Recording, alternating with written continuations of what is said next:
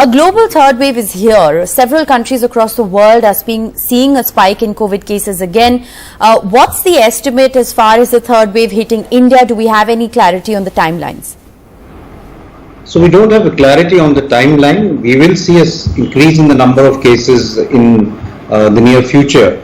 But I think what really depends is how we behave. As you rightly said, the vaccines are working, and therefore more and more people, if they get vaccinated, we will have a lesser third wave.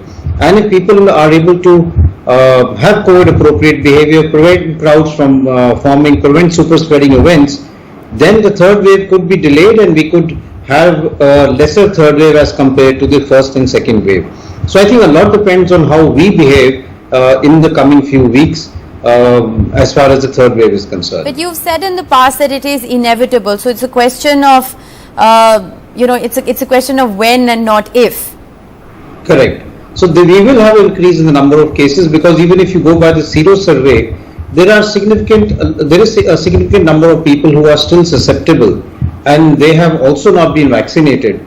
So they are likely to get the infection at some point in time, and that will lead to some increase in the number of cases. And this will happen as unlocking happens and people start mixing and traveling, that the virus will also spread to some extent among people who are not protected, and therefore there may be some degree of rise in the cases.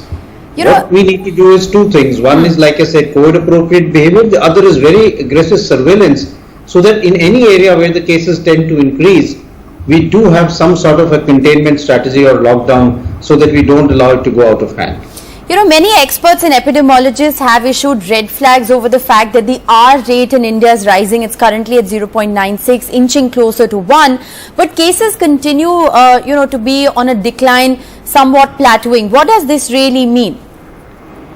So when we talk of R, when we used to talk of R naught, which was the number of people, one individual being able to infect others. Now what we need to really look at is what we call RE, that is the effective reproduction number.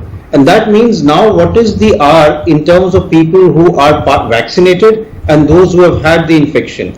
And therefore calculating the RE becomes more important, and that is something that we need to do, because remember, as compared to what we had last year, we had a susceptible population which was not vaccinated.